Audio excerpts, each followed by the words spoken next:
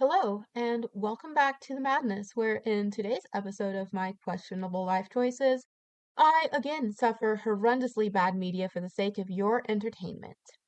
Today, we are discussing Mufasa, the Lion King. Yes, again, I told you one video wasn't enough for me to explain why it sucked and why I hated it so much. You can't say you weren't warned. I think by now I've made it pretty clear what I think of this film, and there is certainly plenty wrong with it. From the lackluster writing to the appalling CGI and the painfully generic songs, and that's just scratching the surface.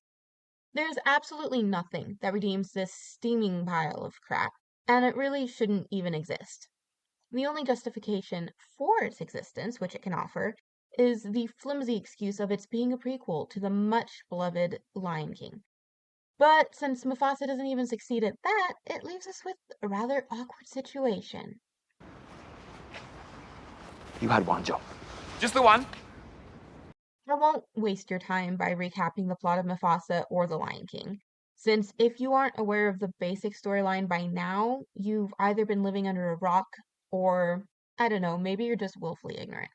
So, without further ado, make yourself comfortable, grab your beverage of choice, and let's dive into this dumpster fire, shall we? Prequels, especially prequels made after the original work, fall into a tricky category for me. While, as a creator, I understand the desire to continue a story with characters who live in a world you've made, although in Disney's case, I think it has less to do with the desire to continue a story and more to do with collecting a paycheck, and as a consumer, with the desire to spend more time in a world which you've grown to love. Prequels start out with something of a taint on them. They're doomed to be compared to the original story, and with very few exceptions, they're inevitably going to fall short. Think of the Hobbit trilogy, which was framed as a prequel to Lord of the Rings, or George Lucas's prequels to his original Star Wars. While these works may be fine if viewed on their own merits, especially when compared to subsequent works, looking at you, Acolyte. The power of As prequels to an original story, they inevitably fall short, and they cannot escape this, since their entire reason for existence necessarily hinges on another story or stories. So prequels have the cards stacked against them right from the start. And while, yes, there can be good prequels, in most cases they just never overcome that initial hurdle. The 2019 live action Lion King was a major box office hit for Disney, one of the biggest successes they've had. And it was doubtless the heady intoxication of all those dollar signs that prompted them to begin work on the Mufasa movie that would eventually end up disgracing our screens. However, the writers apparently forgot to watch The Lion King first, which is somewhat unfortunate considering Mufasa is supposed to be chronicling the events that preceded that movie, and the result is a prequel that, once you start looking at it, doesn't actually work as a prequel at all, and the longer you think about it, the worse it becomes. When done well, a prequel should lay the foundation for the story that comes after it. You should be able to see a direct thread running through the prequel, linking it directly to the later work. This is especially important when there is already an established world in a story, as there is in The Lion King. And the Mufasa movie not only failed to properly set up the characters of Mufasa and Scar, but it completely ignored the extensive existing history of the Pride Lands, including the line of kings from which Simba is descended. Let's start with the history of the Pride Lands. In The Lion King, we are immediately introduced to a functioning, well-oiled society. The animals who live there do so with an understanding of their place within society. There is a stated hierarchy and everyone knows their place in the food chain. As Simba says, Dad, don't we eat the antelope? Yes, Simba. the Pride Lands may be harmonious, but it is the wild, and the animals who live there behave as such. This is in direct conflict with the Mufasa movie, however, where the Pride Lands are portrayed as some sort of utopian paradise. No mention is made of the messy side of life, where lions eat antelope and there is no strange union of predator and prey. Pumbaa and Timon's relationship with Simba is an exception, not the general rule, and it actually highlights this issue. When they decide to take a banished Simba with them back to the ragtag collection of animals they call a family, those animals reacted with fear and terror, because Simba was a lion. They didn't immediately accept his presence without qualm and elect him to be their leader, and yet, in Mufasa, this is exactly what happened. And this makes even less sense when we remember that the events of Mufasa were supposed to have taken place before The Lion King. Are we to believe that in less than one generation, the animals of the Pride Lands had changed from their democratically electing a lion as their king to being properly terrified of them as a predator animal?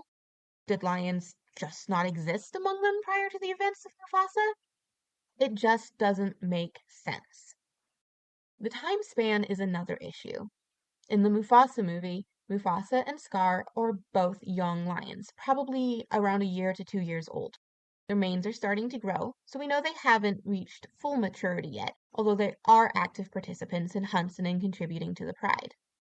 We also know that Simba is the first lion cub of Sarabi and Mufasa, and as female lions usually have their first litters at around 3 years old, we can surmise that only around a year, or two at most, have passed since the events of the Mufasa movie. That's hardly enough time to implement the massive change in the animal society that would be required to go from welcoming a strange lion into your land with open arms and crowning him king to being frightened of a small lion cub because he is a lion. We run into the same problem when we look at Simba's lineage. It is heavily implied that there have been other kings before Mufasa, that he is the latest in a line of rulers, and that one day the task will be passed down to his son. He says as much to Simba when he is explaining to the young lion how the circle of life works, and how every animal plays an important part in maintaining the balance of the Pride Lands. It can be inferred that Mufasa's father once showed him the Pride Lands and gave him the same speech he is now giving to Simba. How else would he have learned this to pass on to his own son?